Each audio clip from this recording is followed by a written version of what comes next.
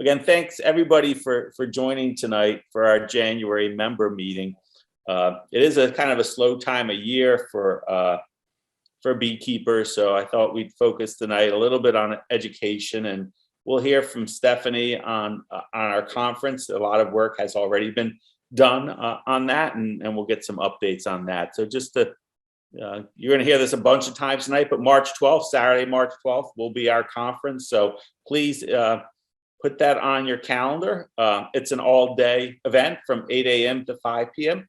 And even if you can't make that day, we're going to be, Mark's going to be recording 30-some talks, I hope, that day. So even if you aren't available and you have something else planned, register, and then you'll have access to all 30 talks, after the conference. So, I really encourage our members to register for the conference. As a point, they will be recorded, but in a lot of cases, we will only be able to have them up for 2 or 3 weeks. Right, just like last year. So I thought there's not much to do with the hives right now.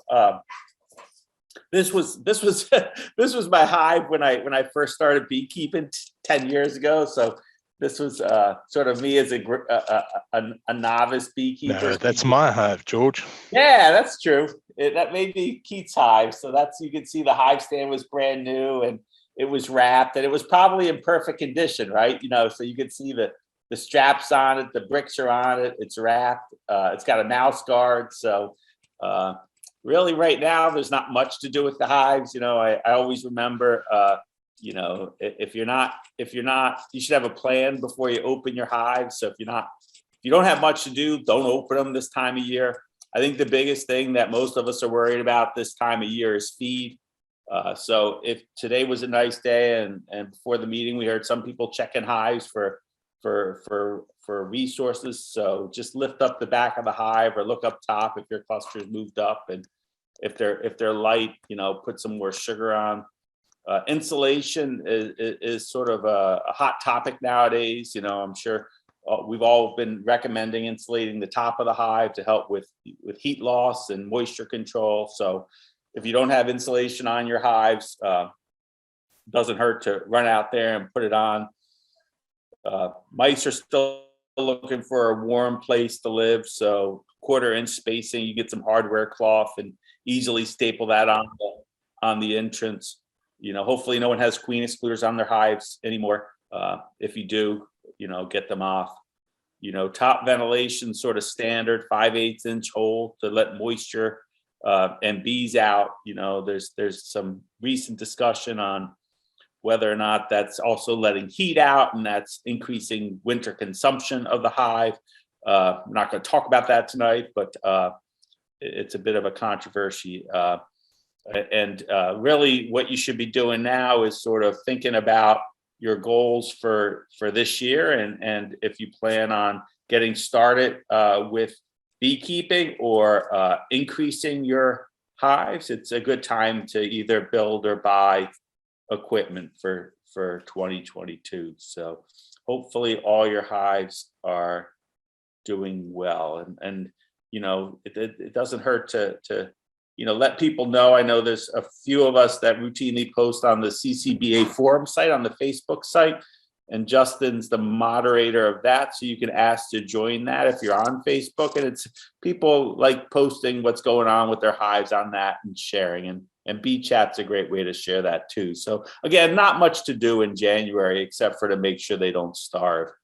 Want to welcome everybody tonight to 2022. We made it through 2021, and we had a lot of new members join in 2021. I think it was like 170 or 180 new members joined the club. So for anyone who's on tonight, welcome. And really need to thank everyone who made 2021 a successful year for the CCBA. And we're all eagerly looking forward to when the dandelions bloom in about 2 months, when our nectar flow starts and our bees really start to pick up. So just to let people know, we have a new member orientation Zoom every month, which is usually the first Friday of the month. You should get an email from myself or from Tina or Jack about this. It's usually 6 to 7 p.m. The only exception is January, which we're going to have the new member orientation tomorrow, Friday the 14th. So check your email if you're a new member. You probably got an email. If you're a new member who didn't get the email, all the events are on the event calendar. So if you go to the website and look at the event calendar, you'll see the link there. And really the new member orientation is about learning about the CCBA, learning a little bit about the website. And everyone always has questions about, you know, what the club's resources are. And sometimes they want to ask about bees or where to get bees. So Jack and Tina run that. And it's a great thing if you're a new member to join if you got some time. I hope that, you know, 2022 will be a year of great engagement. As I sent out, this is what makes me sort of keep coming back and getting involved and being president, is because I really like to see the member engagement and the member benefit and then the volunteering. So there's really 4 levels. I see it as 4 levels of engagement. Your membership matters. You know, our membership dues are the same as they were the last couple of years. So they're only $15 to renew. I think Jack's going to give us an update on how many people have renewed and not renewed, but you can go on the website and renew.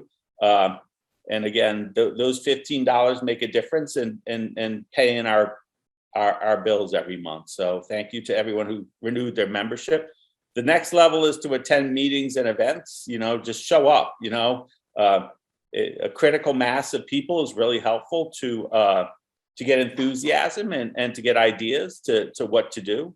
And I think if you show up, benefit from being present. We you know, I hear all the times about people you know, stopping by my house or, you know, see my hives out in front of the house and they say, well, I just can't keep my bees alive. And I ask, well, you're a member of the CCBA? And they say no. And I said, why don't you join? Because, you know, the CCBA has lots of benefits. You know, the members' hives have a low winter loss, so you get plants, so you can get queens, and you can get new kits and all the stuff. So please benefit from being a member. That's why part of the reason why we're here is so our beekeepers and our bees benefit.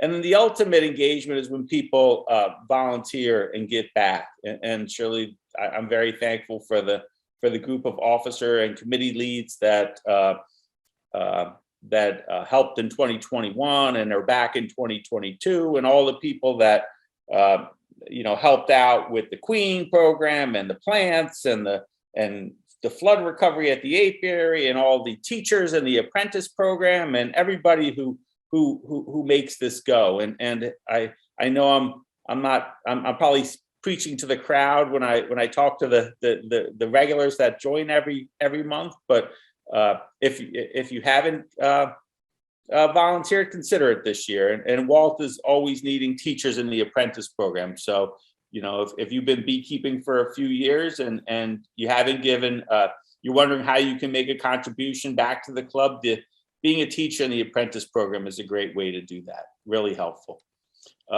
Just a quick overview of 2021 accomplishments. And again, thank you to the officers, the committee leads, and the members that made these successful. We had we started the year in March with a highly successful virtual conference. That was a lot of people's work on the conference committee, who plan, as Paul and Keith know, that planning starts 3 months in advance. And I think it was terrific. You know, we made a big investment in live streaming education. You know, Mark and Chris and the rest of his live stream team did a great job in making our education and our programming accessible to everybody. And there's been several members in the club who have personally thanked me for this, and saying that, you know, because of their age or because of their eyesight, they've been less able to drive and less able to travel at night, and how great it is for them to sort of get onto their couch and turn on Zoom and connect with the CCBA. So kudos to everybody who was involved in that big step in 2021.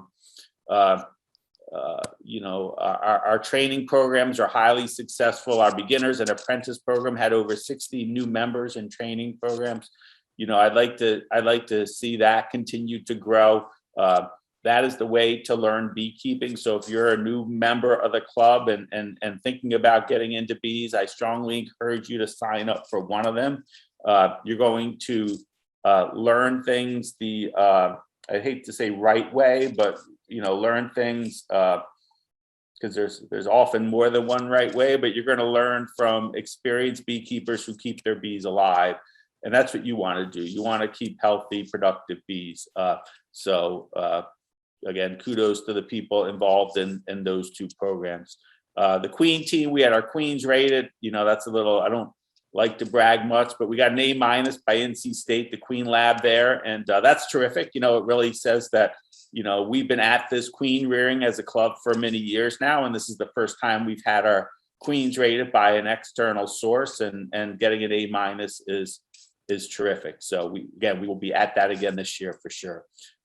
We gave over $10,000 away last year in the form of grants and Save the Bees, all the bees, Justin. We are saving all the bees, money, and I'm most proud of that. That also comes from people's engagement. If we had only 10 or 20 people engaged in this club, we would not be giving $10,000 away every year, and we'll probably be doing that again this year. So again, your participation in the club allows us to generate the revenue to give away to our local community. So the flood recovery was a huge accomplishment. That was a mess. The 10 or 15 people that worked on that, I really thank, and it really showed how we can mobilize the membership to respond to something that really was terrible. And I got a thank you and a really notice from the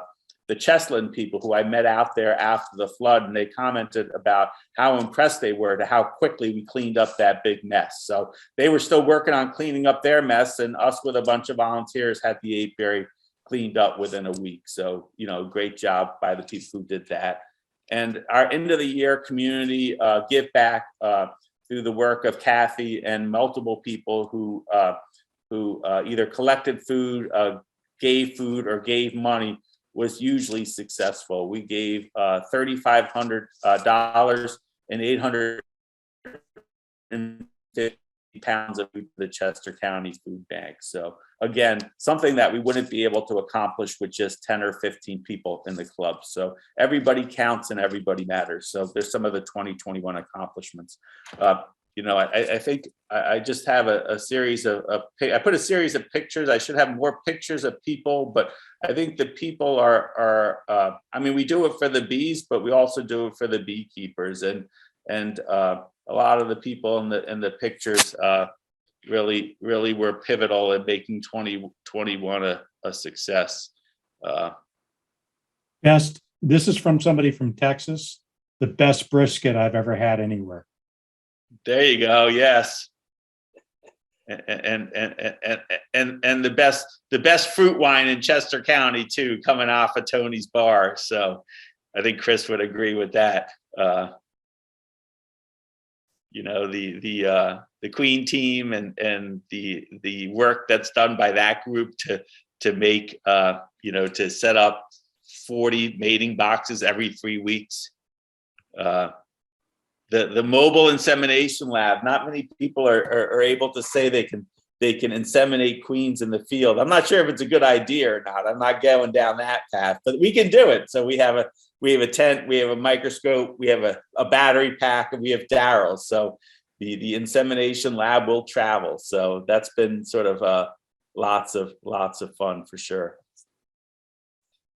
Carla and her plant swap, that was lots of fun, and they do good work every year in doing our spring and fall plant sale, and we're blessed to have Carla and Jesse as our plant resources in our club. And Paul, I don't know if Paul's on today, but Paul brought a bunch of plants to the plant swap, and he gave me a few, and they're doing awesome. So thanks, Paul, for those wet loving plants that you brought. Cardinal flowers, awesome.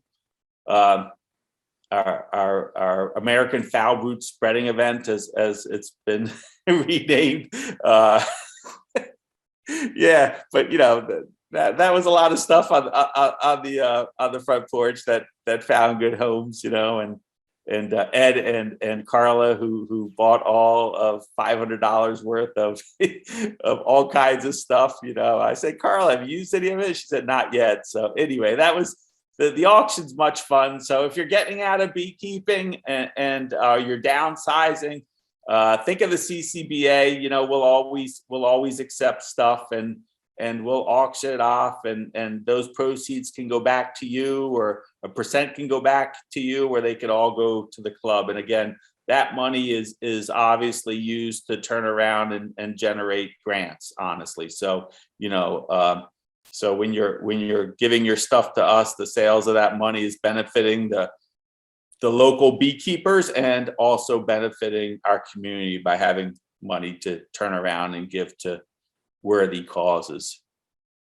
Our new program, you know, that's the mobile the new kits that traveled around, and we put in our order of new kits. I don't think Ike's going to give us 2020 pricing. I think he's going to give us 2021 pricing. So you may see the price of those go up, but every year we order, you know, 120 some new kits. So they'll be coming again in March. So, you know, you can never have enough nukes. And we're going to do a little bit more focus on that this year. So, and then the training courses, there's Tom and some of the live streaming, and Russ in the background there. And they did a great job in a difficult year to get together the beginners program. So again, and to end with this sad picture, this was for those of you, I'm sure most of you have seen it. That's what happened to our apiary. So the flood came, it was 6 foot high. It basically, somehow Keith installed a shed that's still there. Kudos to that team who installed that shed 7 or 8 years ago, because that had no business in being there still, but it stood up. And unfortunately, all the hives got washed away. And some of the hives Mark found 500 feet down forest with still alive bees. So, you know, just the fact that any of those bees survived, and that we cleaned that up, and it's now back to being our apiary again. So, you know, the flood of 2021, when the Brandywine was up to levels that it had never got upon, you know, and it's amazing how what survived out there. You know, people have heard that we had 36 nukes and hives, mainly nukes. A lot of those were nukes, 23 nukes and 13 hives or something like that. And, you know, and they were all obviously washed off their stands and mixed up into several configurations. And some of them, about half of them, washed over the fence line because the water was so high. And, you know, right now, I think we have 13 out of 36 that are still, well, were alive a month ago, you know, and that's through efforts of a lot of people to go out there and feed them and nurture them back. So hopefully I'm pretty confident that we'll have a few survive this, and the fact that we have any survive this is great. So anyway, that's a sight for sure. So a big thank you, obviously, to all the people that were involved in making that happen, and thanks to the membership too. You know, the general membership for being members of the CCBA. I like Albert Einstein quotes. I kind of pick quotes that resonate with me, and most of you would understand me enough to know where these quotes are coming from. I always have energy coming on a new year, and 2022, he said, anyone who has never made a mistake has never tried anything new. And those of you who know me, I have an idea generating disorder. So I can't go more than 12 hours without thinking of a new idea. And through the help of Jack and Mark and Paul, I've learned to curtail that a tiny bit, but I'm sure I will have new ideas for 2022. And logic will get you from point A to point B. Imagination will take you everywhere. So I'm a big outside the box thinker. I like throwing things up against the wall. I'm working on my logic and my plans to get from point A to point B, because I know that's important. But hopefully we'll together, you know, make a few mistakes, but also come up with some cool things in 2022. To introduce the officers and the board members for 2022, we have a complete. We filled all the positions, thankfully, in the first whatever we are 2 weeks of 2022. I will remain as president for this year. The vice presidents will remain as Paul and Mark. We have 2 vice presidents. Our treasurer will remain as Jack. Our assistant treasurer will remain as Howard. Our secretary will remain as Kathy. And we have an assistant secretary of Carissa this year, who I'm not sure if Carissa's on. Are you on tonight, Carissa? I am, yes, hi. Do you want to say hello and introduce yourself to? Yes, hi, I'm Carissa. I'm so happy to help out and be on the team. So I'm just super excited for 2022. Thanks, Carissa. Yeah. I haven't Yeah. formally thanked you yet, but thank you for volunteering to help us out this year. No problem. Our board members are Jack McMichael, who is taken over as chair of our board. I have stepped down as chair of our board. I'm very excited to pass that on to Jack, and I'm sure Jack will continue to develop our board of directors and lead us to success as a club. Our rest of our board members are myself, Tim Ferris, Warren Graham, Keith Jardine, Ed Sharp, and Mark Supernant is our non-beekeeper board member. All men. All men, yes, they are all men. They doesn't mean that the leads of the club are all men, for sure. We have many women doing very important stuff in the club. This is our committee leads. We have 13 or 14 committees. Most of the committee leads are returning. We have a few new committee leads this year. Robin Belt is our new citizen science lead, taking over from Ray Walker. Stephanie Marini is our new conference chair. We'll hear from her later tonight. Has done a fabulous job in the first 3 months in that position. Everybody else is pretty much the same as last year. We are looking for 2 committee leads. One is community engagement. The community engagement lead that's a relatively new position. It still needs a fair amount of development. They'll be involved in our community sort of effort at the end of the year to give back to our community and potentially some other things. I mean, we're looking at setting up some community educational apiaries this year, so they could be involved in that. But we're looking for a lead for that. And Tracy Bahalis stepped down as co-lead of the entertainment committee. They do the gala, the picnic if we have it, in the auction. Christine is staying on as an assistant lead, but we're looking for a co-lead or a lead for the entertainment committee. So there's 2 committee leads that have yet to be filled. So if you're interested in being a committee lead, please let me know. You can type in the chat or send me an email. Again, please let me know. Communication's key. You know, I think if I've learned anything, success is always best achieved when there's multiple layers of communication, and I've tried to build that in the 2 years as being president. We have multiple ways that we try to reach out to our members. Bee chat is one that occurs. Ed Shop, how did I get Shop in there? Sharp. Oh my goodness. So Bee chat hosts are Diane, Donna, Ed, and Merle, and that's Sharp, not Shop. We have our wonderful monthly newsletter that's Vidya and Kathy put that together, and that's obviously a ton of work, and it's great. Read your newsletter every month. The website is done by Jen Shannon. Social media to be determined. I think again, it's that community engagement outreach piece that needs to be thought through a little bit more.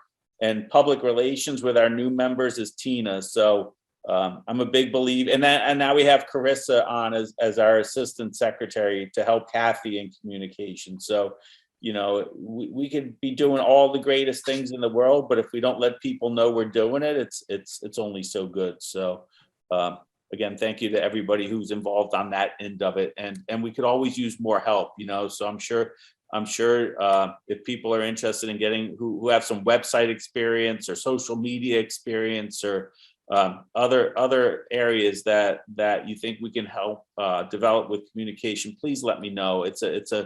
Again, a little bit goes a long way here for sure. I'm gonna turn it over to the officer reports now. I'm gonna start with Kathy, our secretary. Anything to report on, Kathy? I just took a big old bite of apple. I'm sorry. Hold on. Bad timing. I wasn't ready. I do it all the time.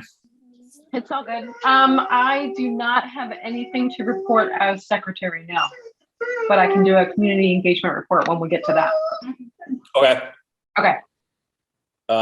Jack as treasurer. Yes, George. So in terms of our financial position, I'll report on our December 2021 results tonight, and then next month, hopefully I'll be able to give a full year recap. We took in $5,061 in our general operating fund in December. Most of that was people renewing their dues, $3,555 of renewal dues. We had $310 worth of donations to our Friends of the CCBA fund, and we had $960 from people, new beekeepers joining the apprentice program. Cash outlays, we actually transferred $1,125 from the general fund to the Save the Bee fund. Paid liability insurance, $698. $600 for went to Cheslin for rent for the meetings that we had there in 2021. Several of our members, something that I very much encourage, several of our members, when they join the CCBA or renew their dues for the following year, also join or renew a membership to the Pennsylvania State Beekeepers Association, an organization that does a lot of great work and supports beekeeping across the state and lobbies with state and federal government, state and local governments to make sure that ordinances that restrict or prohibit beekeeping are not enacted. So $765 of the $3,500 in dues we collected goes on to the PSBA for our members who joined or renewed a PSBA membership. We paid a 2-year renewal of the tech company that basically secures and hosts the emails specific to the club, like president at Chesco Bees, vice president at Chesco Bees, treasurer, etc. So we have to pay like a licensing fee for that. A 2-year license was $576. We paid $231 to the company that is our merchant account. When anybody makes a payment through the website using a credit card, they collect the fee on that, like any other credit card issuer or bank. That was $231, and we paid $341 in software and website expenses. So between the $561 we took in December and the $4,529 that went out the door, we netted $532 to the positive for the CCBA for the month of November. In terms of membership, as of December 31st, as George mentioned, we actually had 194 new primary members join the CCBA in 2021. Almost hit that 200 member mark, but fell just a little bit short of it. So that's a lot of new members, and certainly they're not all new beekeepers, but many of them are. In fact, I think the vast majority of them are. So we've got a lot of new beekeepers or people who are thinking of becoming beekeepers who have joined our club. So we all need to support them. And as George pointed out, between the mentoring program, the apprentice program, and our beginners course, great opportunities for new beekeepers or wannabe beekeepers to learn. So we ended up with 613 primary members at the end of the year, plus 124 associate members. Those are family members living in the same household as the beekeeper. They can be added to the primary memberships account at no extra cost. They don't pay any dues. They don't get their own login and they don't have voting rights. But they can still get all the emails and all the other communications provided that they supply an email address. So total membership as of the end of 2021 was 737 members. That's it. Thanks, Jack. Oh, I'm sorry. That's not it. Not it. No, because Renewals. You renewals, yeah. So out of those 613 primary members whose membership expired December 31st, so far 320 have renewed. So we have 293 who have not yet renewed their membership. And if they don't renew it by March 1st, even though it expired December 31st, we give a couple month grace period. They will be subject to the $20 reinstatement dues instead of the $15 renewal dues. So I urge you to renew your memberships. Question for you, Jack. Do we get a notification that we have not renewed or that we have renewed? When you renew, you should get a notification that you made the payment. If you renew online, when you make your credit card payment, you'll get an email acknowledging that you made that payment. If you pay by check, once the check reaches me, I go into the system and enter the fact that you paid your dues via check.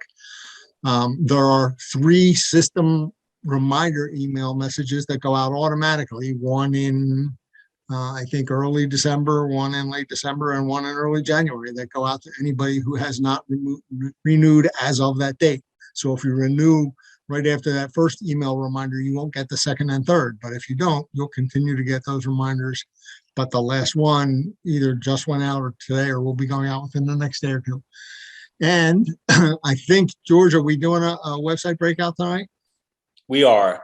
Okay, so anybody who has questions about how to know if their dues have been paid or whether they've renewed or checking on any other transactions they've had with the club, I will show you in the website tonight how to find that information out, how to renew your dues, etc. Thanks, Jack. Hey, Jack, if members go to log into their account on the website, when they go to log in, it'll tell you whether or not they're, if they want to renew. Yes, in fact, now that the memberships have expired on December 31st, if you log into your account now, you won't be able to do anything else without renewing your membership. Thank you, Tim. Yeah, so thanks, Tim. Yeah, an easy way to know is just log on to the website. And again, if you are struggling with that, Jack will be in a breakout room to sort of walk you through that. And I always find it, I don't even, thank goodness for Jack, because he keeps track of all these bills that we owe, and there's a lot. We heard about liability insurance, we heard about email servers, we heard about software for the website. I mean, there's lots of $100 here, a couple $100 there that add up. And again, I can't stress this enough. If we were a club of 50 or 100 members, we wouldn't be able to do this. We're able to do this because we're a club of 500 or 600 members, and so please renew your membership. And we're able to hold the dues at $15 largely because we have 500 members. So it's amazing what we can do when our memberships as large as it is. So yeah, we had just less than 2,200 financial transactions last year. Yeah, it's mind-boggling to me. So anyway, renew. Mark, anything to report on? Yeah, just a couple of quick notes. One is in the chat, you'll notice that there is a link to the new CCBA YouTube channel. The old one was actually my personal name. I didn't realize that when I first started pushing stuff out there. So there is a new one. When you go there, you log in, you're using a Google account or a YouTube account, and then you can subscribe to it. And we'll be putting more and more content up there as time goes on. And I will be, before I delete my old channel, it's Trodry, it's right up above. It says the new CCBA YouTube channel is, with a clickable link. we'll also link from the Chester County Beekeepers website down in the video links. We'll also have links to those YouTube channels, so they have access to it there.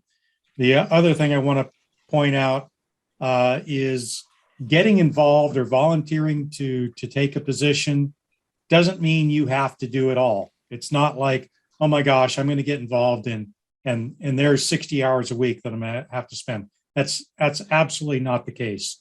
If you want to get involved and in a specific area, just talk to that committee lead and tell them that I can do this much per week, or I can do, I can help you out with the conference, or I can help you out with something, and you can put limits around it. It's not like you signed up for the military wearing my green. Is that what it feels like to be a vice president, Mark, as you signed up for the military? Not even close. Frankly, not even close. And Paul can confirm that as well. It's not like, you haven't given your soul to the CCBA. Yeah, exactly. So please do get involved. I personally am looking for folks that can help out when we go back to live meetings, to help out with the audio visual, as well as any of the Alive and Hive or beginner beekeeper courses. We can always use help there. And big shout out to Chris Sim, who has helped me a number of times.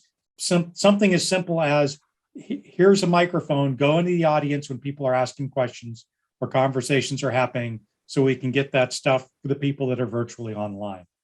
And that will continue. And then my final point is B-Law.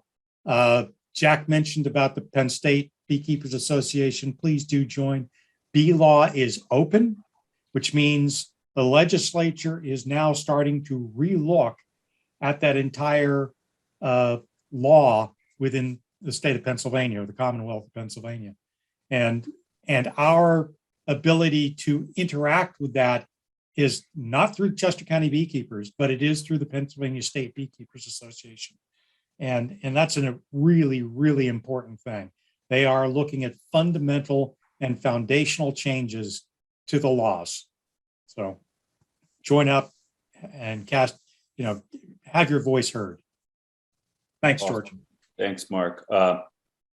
Yeah, so the website has a volunteer module that we're going to look into using a little bit more for people to sign up for, sort of specific events. For example, like to help out with a live stream at the March meeting or something like that. So you could sign up for a single time limited event, as Mark said. So look more for that. I don't know what to say. We need 3 people for a live stream event. So Mark definitely needs some help. It's great when Chris and Rick are around, but we need all of them. We need 3 people for each live stream. So anyway, enough said about that. So thanks, Mark. Again, look, we'll be trying to set up this volunteer module in the website, and hopefully that'll help facilitate people signing up for that. I'm going to turn it over to Paul now. I know Paul wants to talk a little bit about grants and maybe some other things too. Thanks, George. Just to review the grant program and to introduce the new members to the idea that the CCBA does have a grant program. So the board of directors has decided to allocate 15% of our balance of the general operating fund and give it away in the form of grants to people outside of the CCBA. The grant application period starts on January 1st and it'll run until April 1st. At this point, we have around $7,000 in it, I think, for this year. I think the last number I saw was 7,140. Jack will give me the exact figures once he's done balancing all the books for the year. But it's approximately $7,000, and that's a significant give back to the organization, to the community. Grants are awarded on a competitive basis. They are for no more than $1,500, so maybe we'll have 6 or 7 of them. And we can choose to add a lesser amount if we need to. Proposals have to further the objectives of the CCBA. So we need to be concerning the art and science of beekeeping, pollinators, conservation, agriculture, or education within those areas. So that's the overall scope of a proposal. So applicants must not be CCBA members or close relatives. And that's due to our 501c3 status, which prohibits a party from realizing gain through their membership. Preference will be given roughly to people within our operating area, but not necessarily excluding other people. Let's see. There's a link that's pasted on the homepage.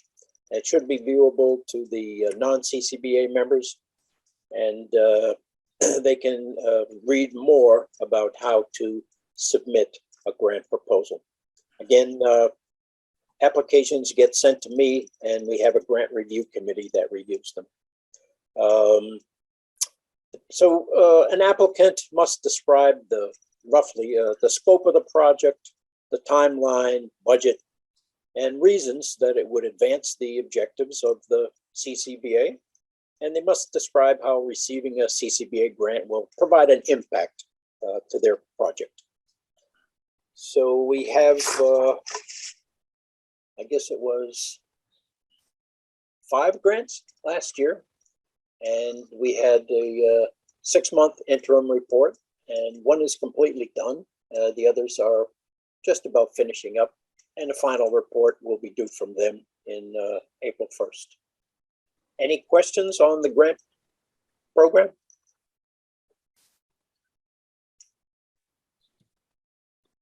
Paul, will there be a page on the website showing the reports of these grants? No, I gave an oral report a few months ago.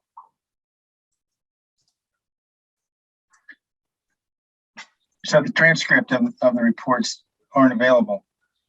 They should be in the minutes of the meetings. Okay. And we could potentially put something out there as a record of kind of what projects we have funded in the past and what you know, a summary of the summary they provide, Don. I think that may be worth doing. George, I also have plans to chat with the different grant recipients and include it in the newsletter over the next couple months into the lead-in of the next deadline. Is that Kathy saying Yeah, that? that's me. Yeah. Okay. Yeah. So I think your request is doable, Don, and I think there may be some benefit to doing that. I mean, we haven't done it in the past, but you know, I could see benefit in doing it for sure.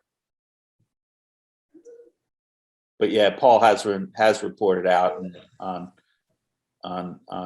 who we gave grants to and that they've all submitted their interim 6-month, you know, project update on their progress with their grants. So we're trying to do this as professionally as possible, and surely publishing the who we funded and the outcomes of those would probably complete that for sure. Paul, is there a rubric on how the grants are given out? Let's say we have more than 10, for example, and if you've got only $7,000 in there with maximum of 1,500, like, is there a point scale system on how your committee selects them, or is it just open discussion? It's open discussion.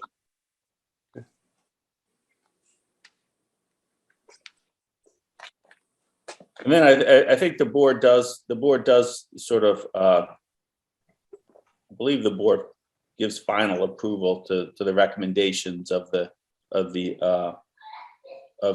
grant committee. That is correct, George. So surely the board looks at the proposed recipients and amounts of the grants that are suggested by Paul and his committee. But we did not refuse anybody last year. Not last year, you know, and the hope is that, you know, we did adjust some awards based on what people were looking to do. But, you know, hopefully I never want to say no to anybody, but I mean, hopefully the amount and the quality of the grant submissions continue to go up, and, you know, we can surely, you know, decide if there's more grants or than money, how we deal with that. Quick programming note. If you're not speaking, please do mute your mics. We do pick up some background noise from you. Thanks. And I'm sure anyone could reach out to you, Paul, if they have questions on how to submit or any questions they have about the grants, right? Sure. And are you currently looking for, if anybody's really motivated to sit on that committee, are you open for new members this year, or are you set with your committee members for this year? Well, I think we're set. Okay. Any other questions about the grants?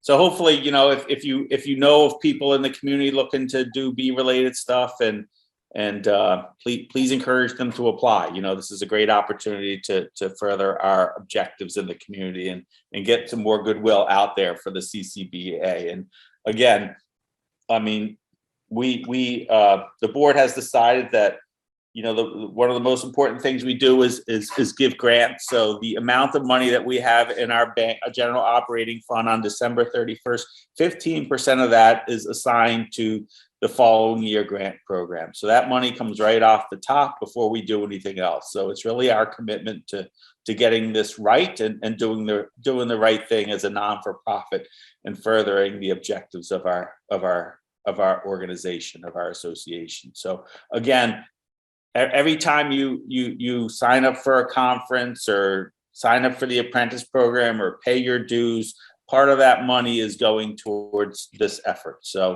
again, thank you all. The fact that we're a little association, yet we're offering $7,000 in grant money this year is really, I'm really excited about that, honestly, that a local bee club can offer that amount of money in grants. It's wonderful. So thank you. It's probably right up there with what I'm most proud of and why I want to continue to be president of this club. 2021 flood recovery.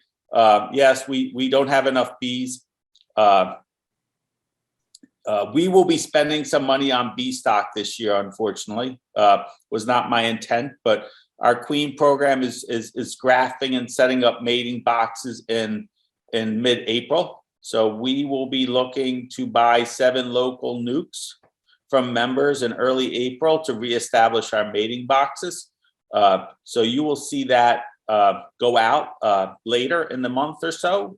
So if you have nukes that you have not sold or that you're interested in selling to the club, we will maybe interested in purchasing them from you.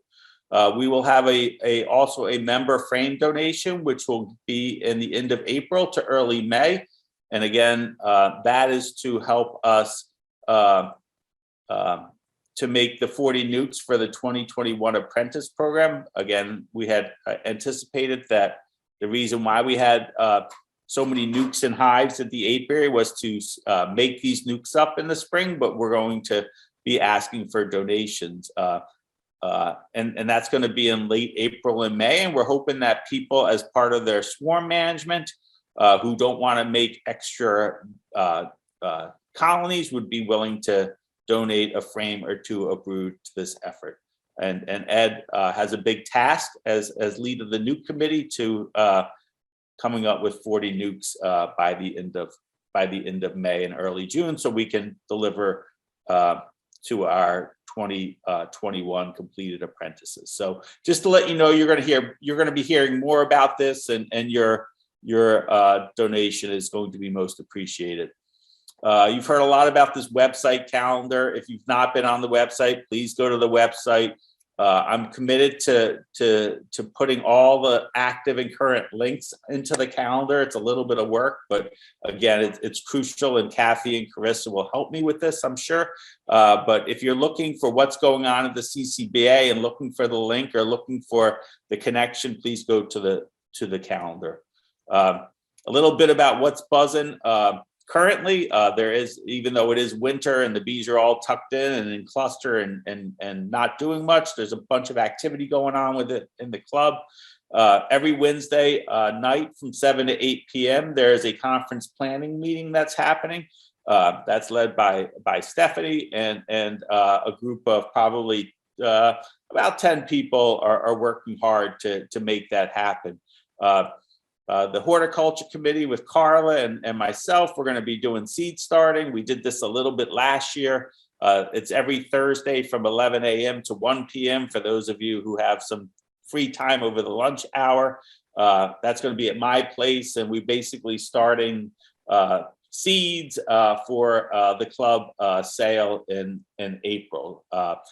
So if you're free, the signups, registration's required. My basement's only so big, but if you're interested in helping out with that, I'd love to have people over, and that's every Thursday from 11 to 1. The queen team is getting ready to start raising queens. You're going to see our work groups get started in February, so you'll see those things kicking off. We have been in the past year working with Better Bee as a collaboration to start a passport program, which is a new member engagement with the development of their bee skills. You're going to hear more from Daryl about that in February. The passports have been designed by a working group of the Education Committee and Better Bee. They are now printed and they are in the mail to us. So this is going to be a go, and we're very excited about trialing this out and seeing if we can help new members focus more on the skills that are necessary to be sustainable. So and old members that are not good at keeping track. Yeah, no, it's meant to be fun too, honestly. So Daryl's done a nice job of sort of making it sort of engaging and getting stickers, and we're going to have a sort of a big prize for a search for some QR code. Daryl's got it all covered. So you're going to hear more about the passport program next month, and we're very excited to be working with Better Bee, and it's a huge accomplishment for the club to do this, honestly. And this is going to be a regional thing this year, and who knows where it goes from there. And we'll have recognition to the CCBA. We will be doing our census again. That's done by the Citizen Science Committee. So there's lots going on, and there's lots of opportunities to join a committee and work on this stuff too. People are thinking about bees. If you got bees, remember your apiary needs to be registered with the state. That is the law. So if you're not registered, you could go on the website tomorrow. There's the link. I don't know if you could post that in the chat, Mark, if you can. Put that link in the chat for people to go and register with the state. That's the law. We want to support our beekeepers that have overwintered nukes who want to sell them to make a little bit of money. So if you want to sell your nukes, you can post them on the Want to Sell forum on the CCBA website. There's lots of beginners looking for nukes and bees, and it's a great place to sell your overwintered nukes. Please read the disclosure on the Want to Sell forum. It's basically telling you to be fully disclose and be honest where the source of your bees are. And I do look at the post on the Want to Sell forum, and if I have any question about the completeness of that, I will either call you or send you an email and say, can you please let the members know where these bees are coming from and where your source is. So I think people have the right to know, and so just put that on there before you post.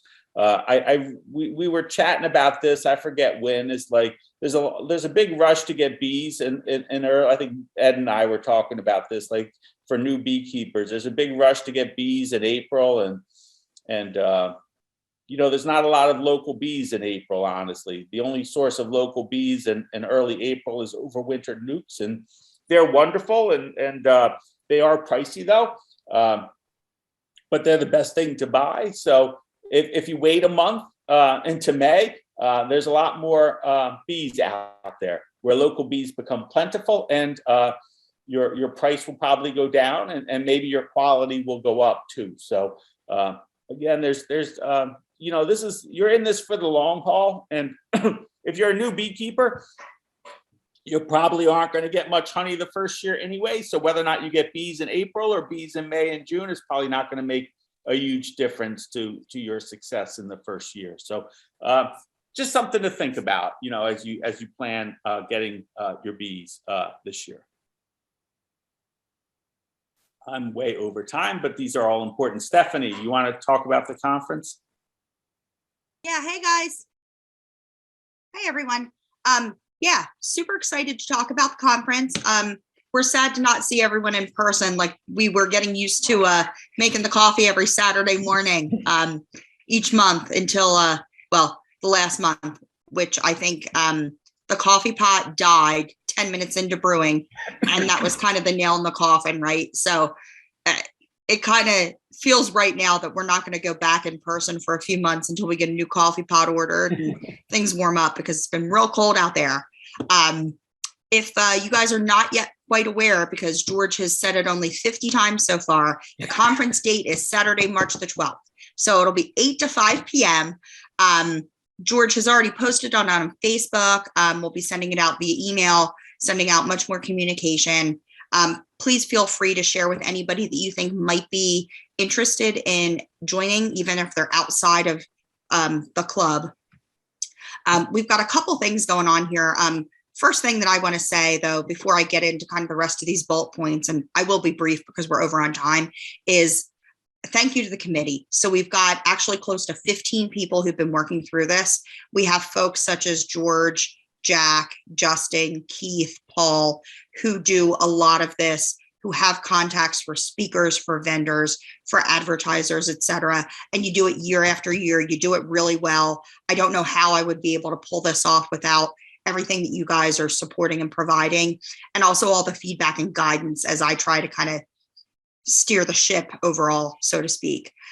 Also, we've got some new folks, Mary and Ashley, stepping in, helping with this beautiful save the date flyer, as well as some of the other graphic design things, the brochure to come.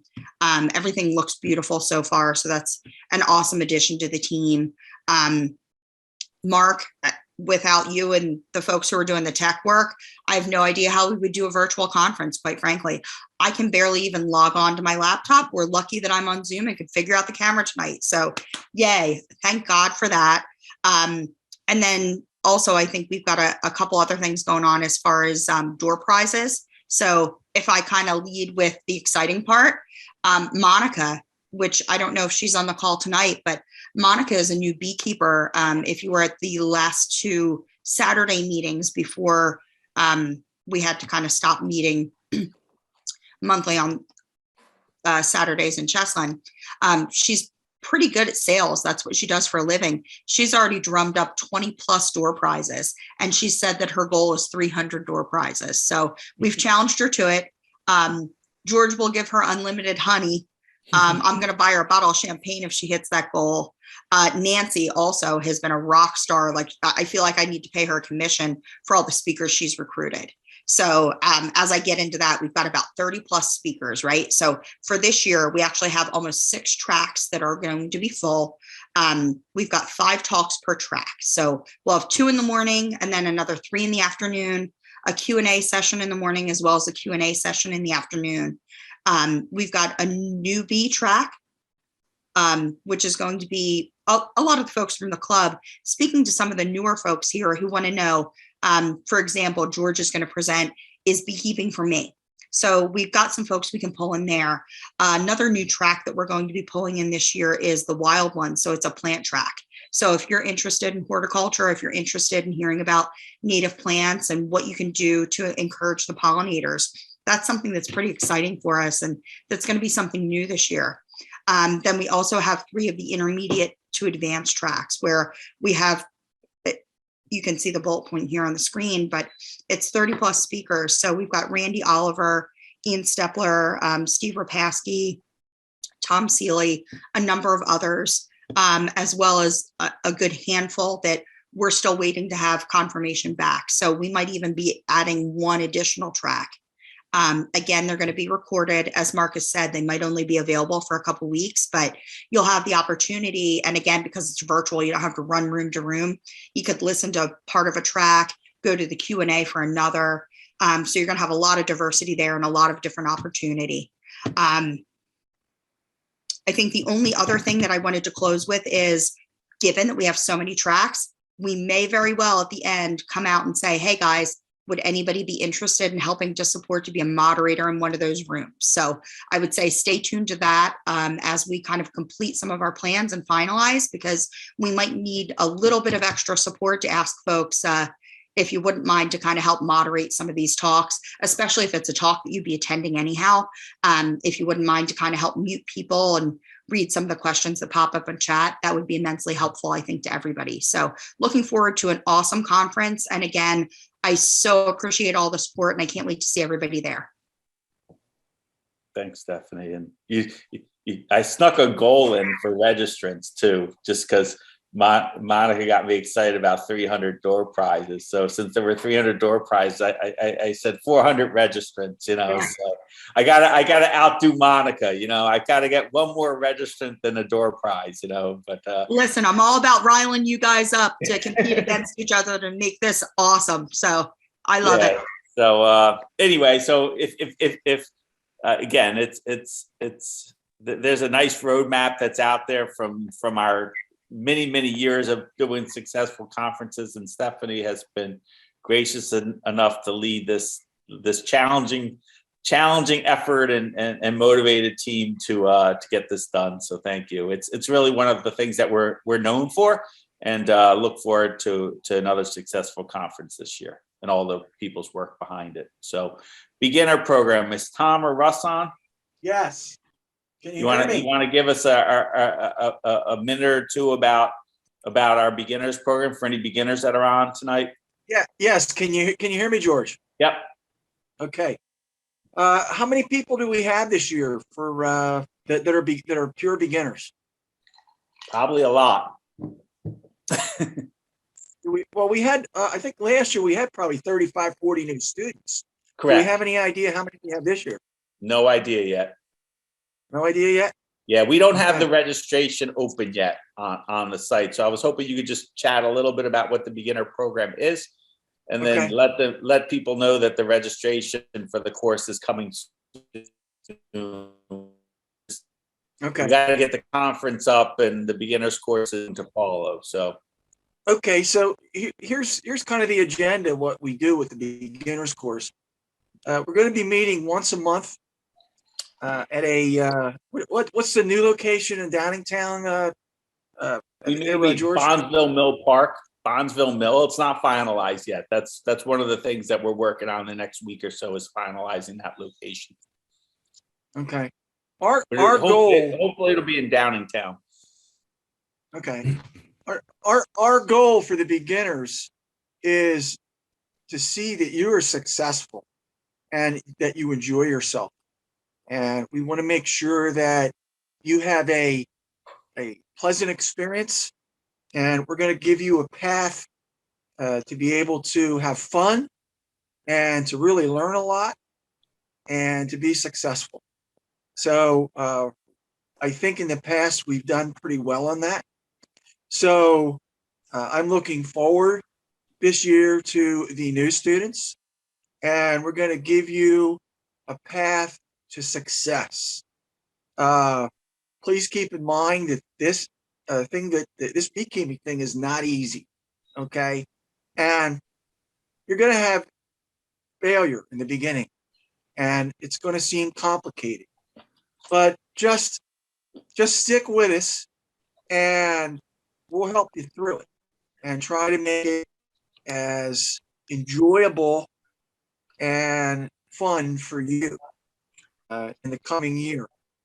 So really, as far as that's concerned, we'll be getting together once a month, and we're going to give whatever pertains to the bee season during that particular month is what we're going to be talking about.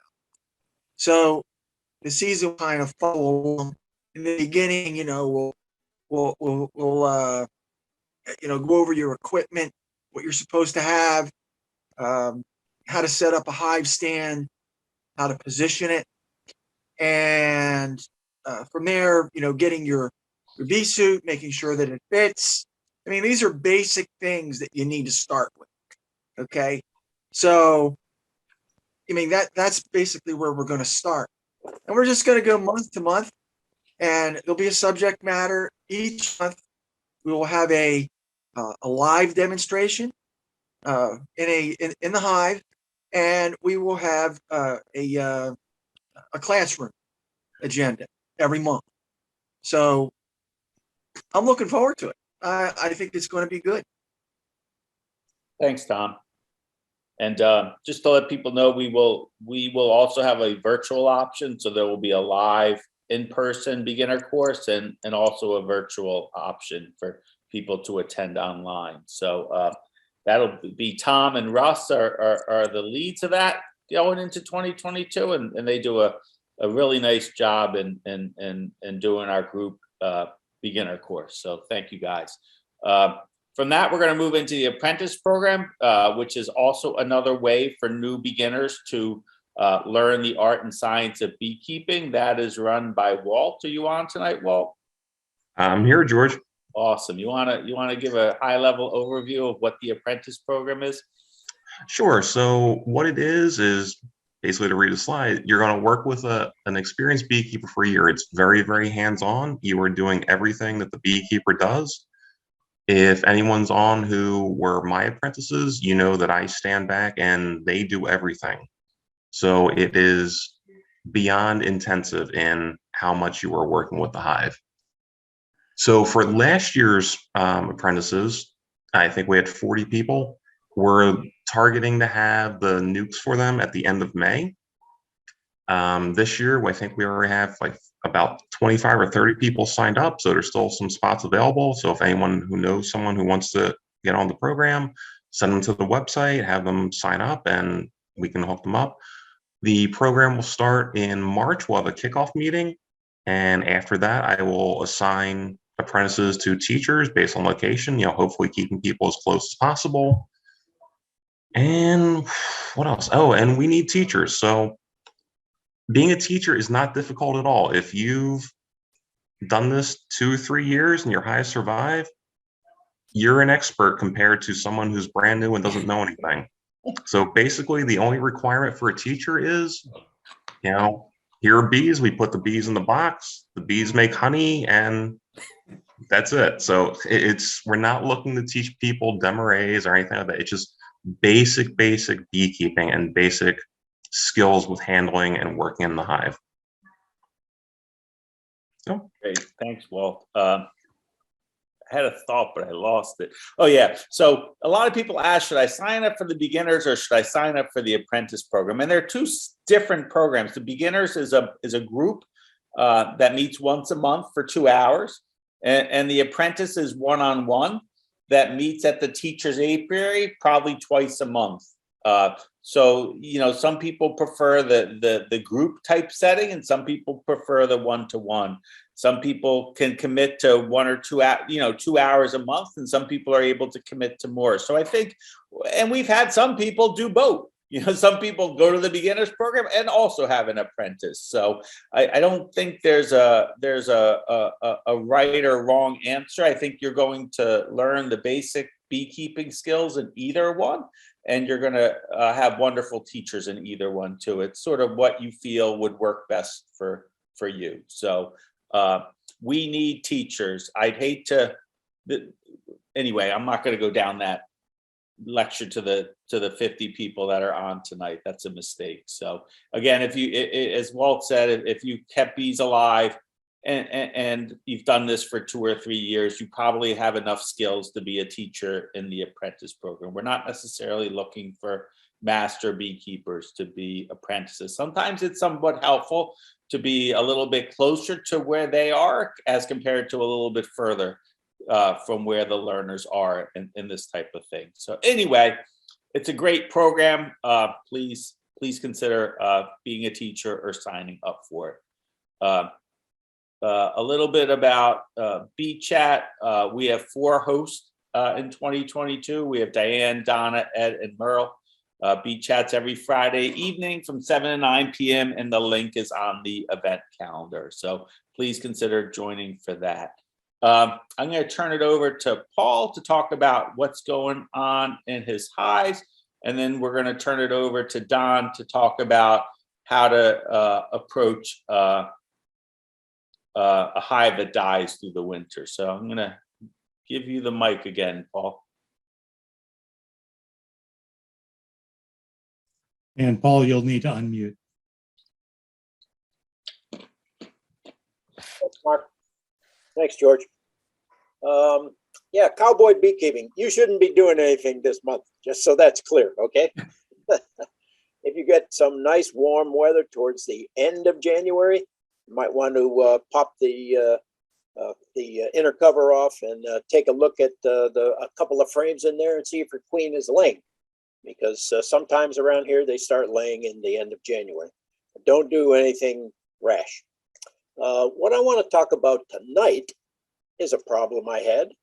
And I usually in my newsletters every month, I let people know about the problems that I have with my hives and how I solved them, and how I moved queens around, how I moved brood around, how I recaptured a swarm, stuff like that. But I'm going to talk about a failure and how I think it happened.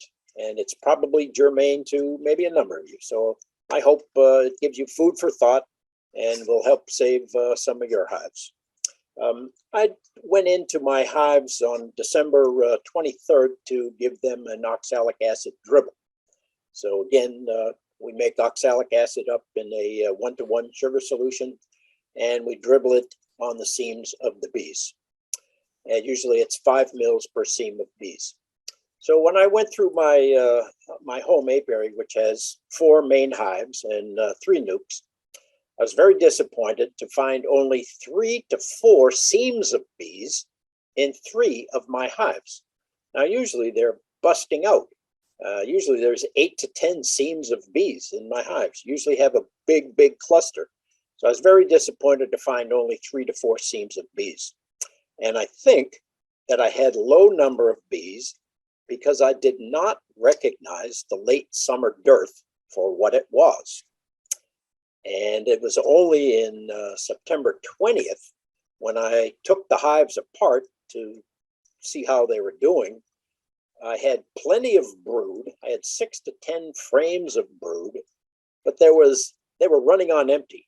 There were no food stores. Only 1 hive had any nectar at all in it. So I immediately started feeding them 2-to-1 sugar syrup. The 4 hives took 150 pounds in the first week, and I subsequently kept feeding them sugar syrup until they were up to hive weights of 100 pounds. And I thought they would be fine. They were not fine. I believe that what happened here was that too little food, too late, did not allow them to make as many winter bees as they needed. So the summer bees, I think, died off, and I did not have enough winter bees to give a thermoregulable mass of bees that would keep the hives at 70 degrees throughout the winter. And in fact, my 3 skimpy hives have died.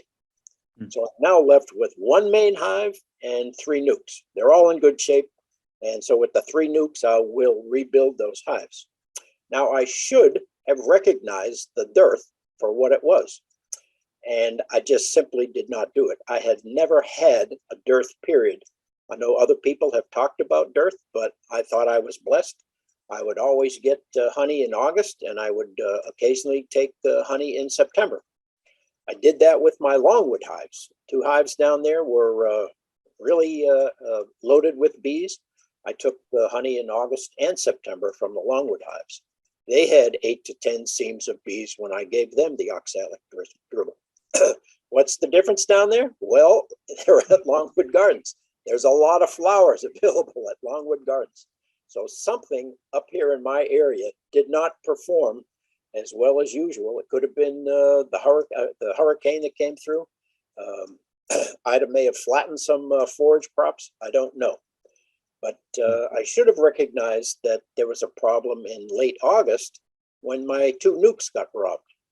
And my 2 nukes are interspersed in between the 4 main hives. So this is a problem sometimes. If you have nukes in a line with your main hives, the main hives can rob the nukes if they get stressed. So when the nukes got robbed, I built them back up, requeened. I started feeding them sugar syrup right away and put screens over the entrances so the robbers couldn't get in. What I should have done at that point was pay more attention to the main hives, because obviously they needed more food. So that's the story. Pay attention to the signs of the dearth and feed your bees early if you need it. I did get fooled, and I'm sad to say I lost 3 hives. I haven't lost a hive in 7 years in the winter. So hopefully you can get something out of it. So my resolution this year is really keep a watch in August for signs of robbing and signs of feeding stress. So the dearth bit me in the butt this year. No, I think, thanks, Paul. I think, you know, we spend a few months in March, April, and May sort of focusing on collecting honey, and then the rest of the year is basically prepping for winter and getting your bees to survive, you know. And I think this is an interesting story on one of the factors that we know is impacts winter survival is cluster size, and whether, you know, it sounds like Paul's theory is that the bees just didn't have enough food at the time when they were making their winter bees to get their population high enough, and then four seams of bees early in the winter, you know, that's going to struggle. You know, you'd like to see, you know, you'd like to see big sizes, but at least 5 to 7 frames. So when you see 3 or 4 going into the winter, you know, you're smaller, you know. And whether or not you could have saved them by moving them into a nuke or downsizing them or insulating them, or whether or not that was just, they just didn't have the right composition of bees to make it through the winter because of the starvation that occurred in fall. I'm not sure, but it's interesting. And I think the other thing that this shows us is that even experienced beekeepers can lose hives, you know, and Paul's been doing this as long as I have, if not a little bit longer, probably 10 years now. And we're always learning. And I think that we always comment that, yeah, what we do each year, we collect honey, we make splits, we treat for mites, we feed, we overwinter. But every year the weather conditions are different, or the floral conditions are different. And being able to recognize that and adjust to that is really a higher level of beekeeping that, you know, with years of experience, you start to learn the nuances of. So again, thanks for sharing, Paul, and there's some good lessons in there for sure that you know, fall is more than just killing mites. Surely July and August is killing mites, but it's also making sure your queens are healthy and making sure your colony always has good nutrition.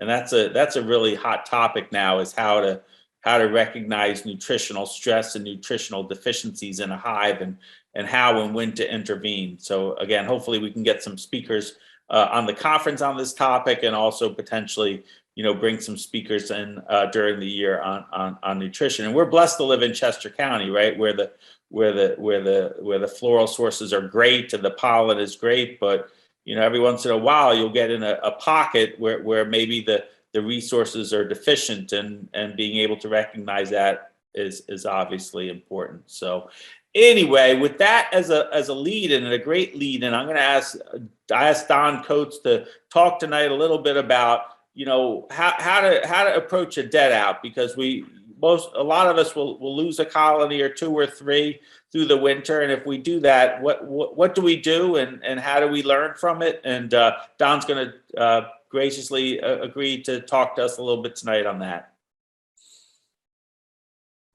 Yeah, that is a good segue. I'm curious, can you screen share my chart? Do you want me to stop my share so you can start your share, Don? Well, how do I bring up? I thought I sent the picture to you of the chart. Let me see. I do have it. Give me a second. My hives made an inordinate number of queens this year. Some hives went through 3 queens. Huh. I don't know why. So the odds are she was a new queen. Oh, they were all new queens, except, well, one was not. Uh-huh. Yeah. Well, even in that sense, she might have been not a very good queen, would be one thought. Yeah, maybe. Before I go through the different columns here, I'd want to point out that the discussion is a learning process that might guide one's management, that it's not just a simple surprise finding that you need to discard, but trying to determine the pattern that preceded the death would give you some indication of what your management mistakes were. So the first, I guess you don't see my pointer, do you? No. No, okay. There, I see your pointer. Yes. Tell me where you want me to point. Well, right there. A quick technical question: if I had put up the screen share, I could control the pointer, couldn't I? That's Probably. correct. Is that right, Mark? That is correct. Okay. All right. I'll try to learn that. Well, the first area, if there was sparse or no honey reserves, well, you've got a pretty obvious answer that they starved. Over in the right, far right column, that's the diagnosis. And here enters the discussion about what kind of size of a colony that you'd want to have going into winter. As a general comment, I would say a medium size is better. And there are a couple of areas in the discussion boxes where it's mentioned about the nature of or behavior of the colony size, that if it's a large colony and you insulate effectively, they're not going to go into a torpor state, a sort of a semi-hibernation state, which would preserve their reserves. When they do that, when they're a little colder, why they will go into a lower metabolic condition, and they won't generate as much heat and they won't use as much reserves. So that's a consideration. And related to that, of course, if you find that all you have left is a small or tiny cluster that died, why they didn't have enough biomass in order to keep each other vibrant, that the cluster just couldn't heat themselves.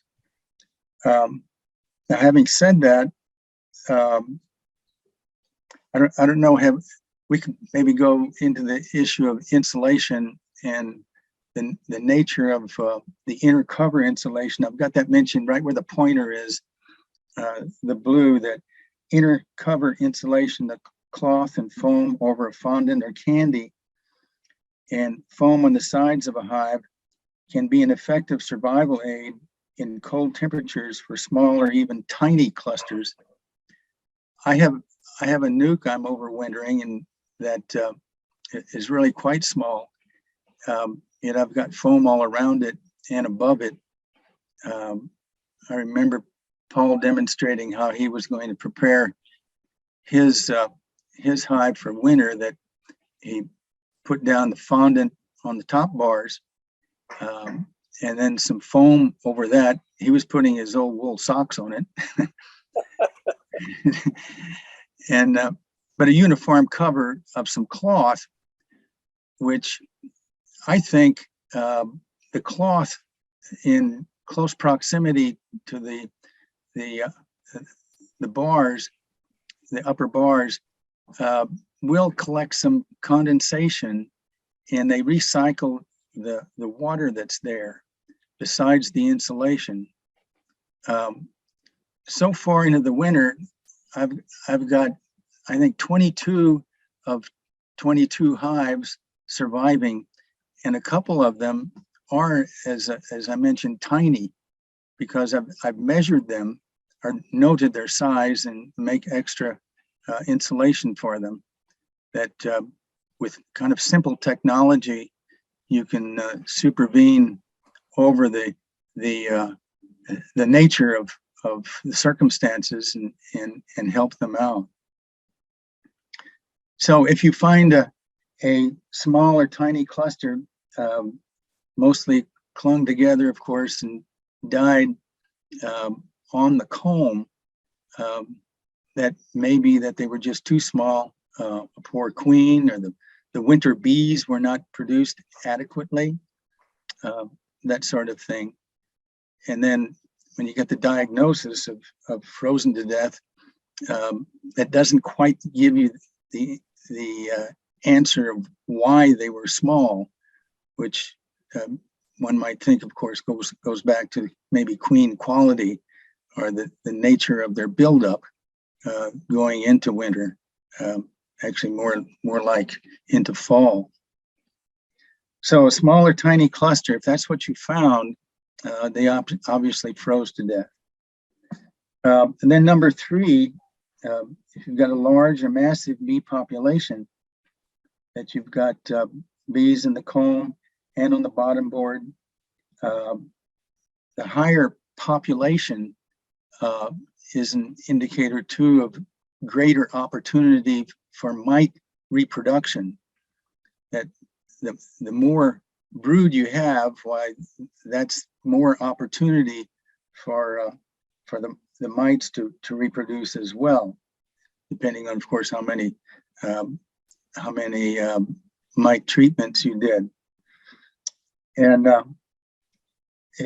if you have a lot of bees present to test and testimony to what was there, of course, you can even, if you're wanting to be a citizen science, well, go ahead and do a rinse, an alcohol rinse on the dead bees, and see how many mites you got out of that, and that would be your indication of cause.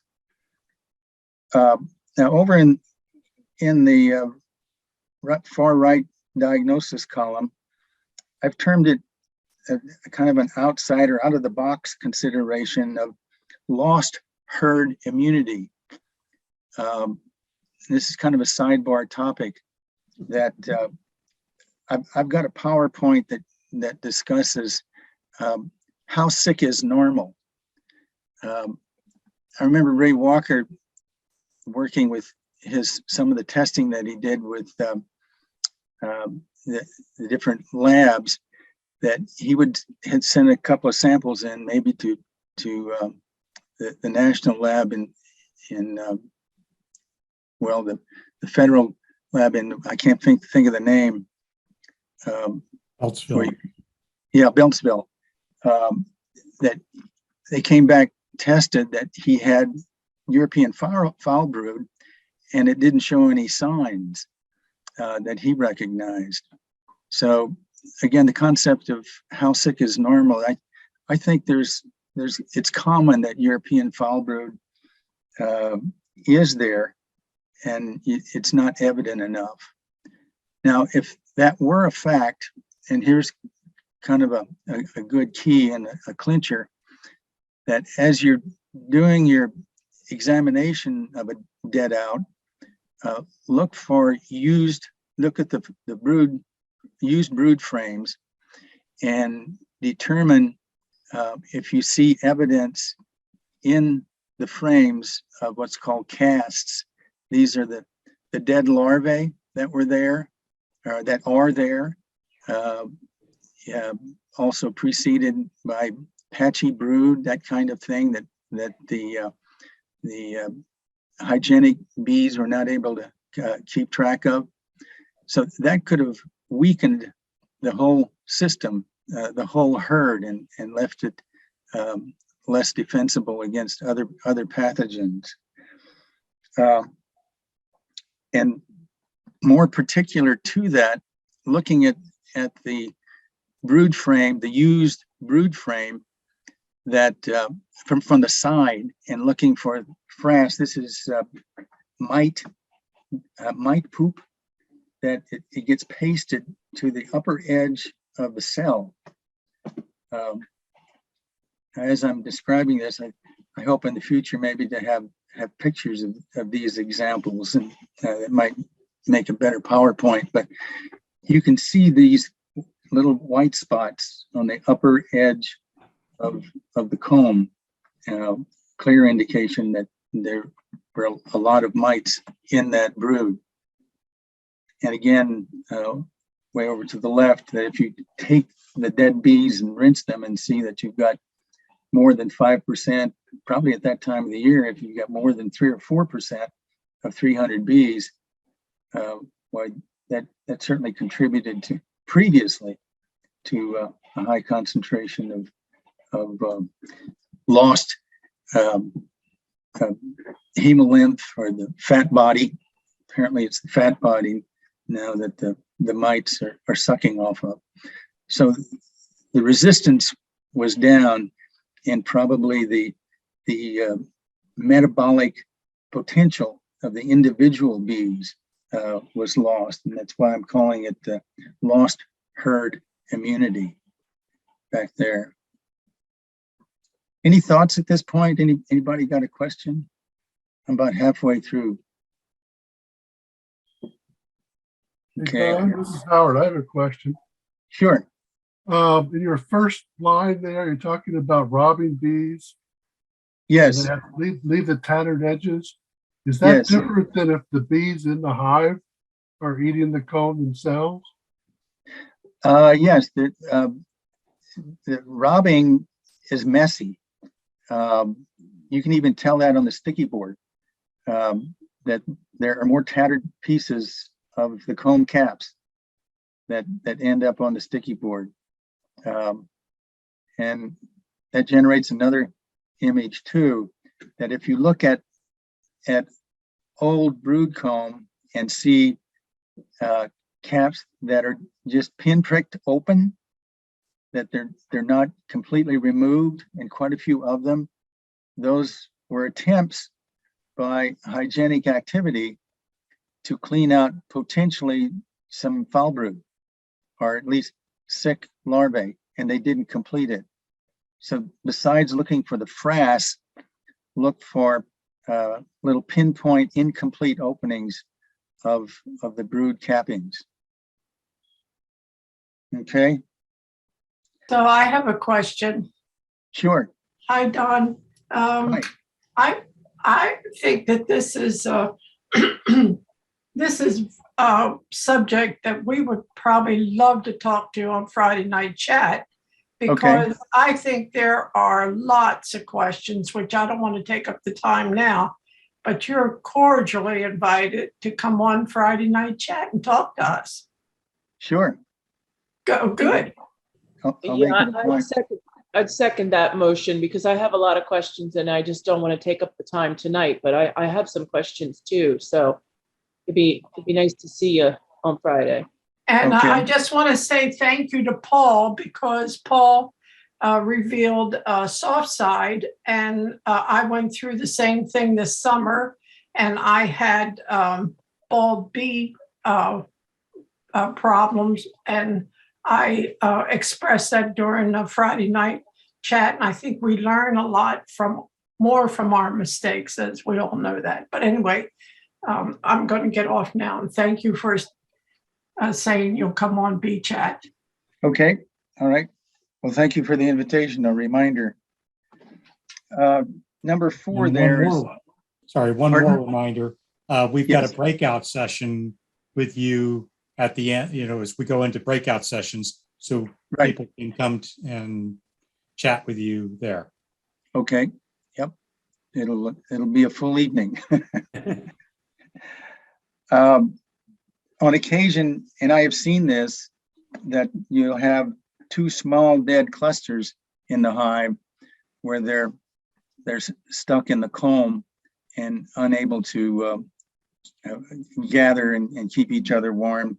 So as I've described it in the discussion, that a quick cold snap like we're going to have this weekend could come on and is such a hastened change that they don't have opportunity to get into a single cluster and keep each other warm. So that would be pretty self-evident. Now here's a surprise, number 5, mouse or shrew destruction. I've got an oversight and neglection of my entrance reducer design. I know they have,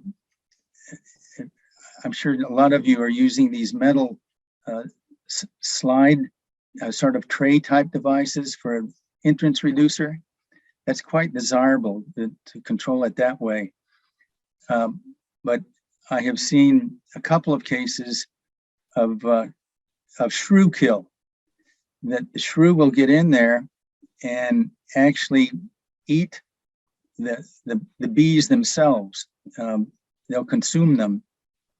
And interestingly, if you have a chance to examine the dead carcasses, the bodies will have more abdomens left over than they do the thoraxes. The thorax has the protein material. That's where the muscles are. And as a result, it's a telltale sign of a shrew destruction. In the bottom of this slide, maybe George can move it up, that it shows the feces of shrews is different. That a mouse feces is a little bit larger and more uniform, and pretty much uniform in color, dark, like George's pointer is there at the bottom of the right hand. But all of those are shrew feces. So if you see that along with a bunch of abdomens of the bodies, why you know a shrew has been in there. Shrews do not hibernate. They're active all through the winter. They just barely survive for a full year, their lifespan, but they can really devastate a colony. And that, again, preventative management decisions would be to make sure your entrance reducer is properly designed. Now, number 6 is pretty fuzzy for me, and probably we could get into some discussion on the breakout about the amount of water that's in the hive. I remember a friend of mine going through his 7 hives, and 4 or 5 of them last year in probably late February. We opened them up and they were so wet they already had mold and was almost dripping, but they were still doing okay. And I guess it's a matter of where the water accumulates. I know you read it in the beginner books that more bees die from freezing the water on them rather than being too cold. But of course, we know that they need at least some cycle of water to digest the honey that they're eating. They can't eat honey straight.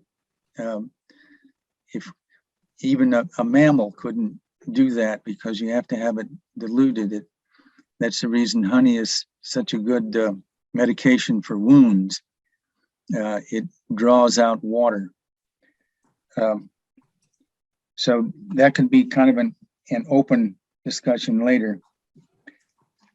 And kind of in conclusion here, the last couple that if you have a larger mammal destruction, raccoon or skunk, I don't think they really are able to open up the hive, but they can do some damage.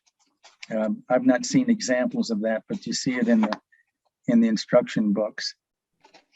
Now, the last two categories, the small hive beetles and wax moth webbing and larvae, I think those are mostly delayed stages where the hive died, and the opportunity for the beetles as well as the wax moths to run rampant is simply because there aren't enough bees there to maintain house cleaning.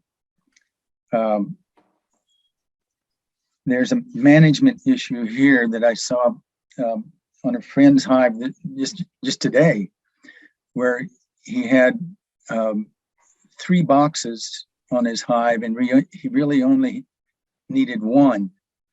And going into probably early spring, if there's that much empty or unoccupied space, no bees there, not enough bees to keep it clean, why particularly the wax moths will start webbing in there. But usually the finding of wax moths and all that webbing and larvae is an aftermath of when the hive died. Now, one category that Jeff Eckel reminded me of, I don't have it on the chart, didn't have an opportunity to include it. Occasionally you'll see what looks like an absconding, that they're all gone, and that may correlate with viruses, but I think that would tend to be in late spring when they're going out and foraging. I can imagine it's possible to be early spring before they're foraging very much, that you'll find a big pile of bees underneath the entrance on the ground. And that reminds me too, a suggestion that I've made to other beekeepers I've been helping, to put a strip of rug under your entrance, maybe only a foot by 2 feet across, maybe a little bit more. The point being that the rug will give contrast to a quick recognition of dead bees falling down, and the wind won't blow it away, or they won't get lost in the grass, and you can follow that trend. There are certain viruses that do impact, probably even as late as that in the season, or early in spring, that individual bees will die and they'll just get pushed out, and they'll accumulate that way. Whereas in a forage temperature, they will fly off and die and just not come back, and which Jeff points out is pretty good indication of viral infection caused by the mites. So yeah, I think that would conclude it at this point with that thought about the rug. Thanks. Any other questions? Lots. Okay. Join Don in the breakout room. So, okay. All right.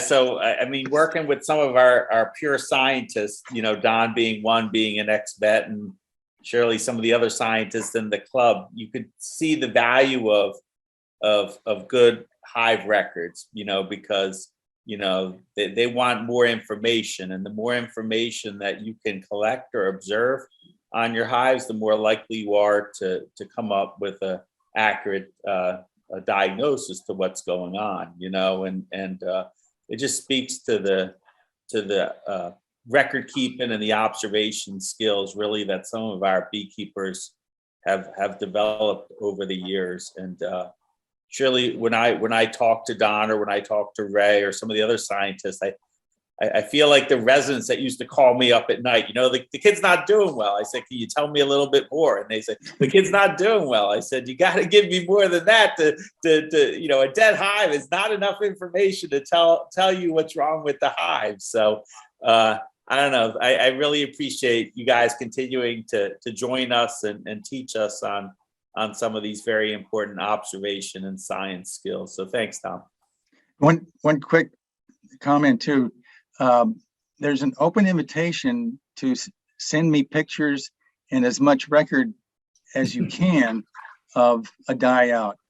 And then we can sustain this conversation and everybody can learn from it. And thanks for joining tonight. I had a great time and look forward to the rest of 2020.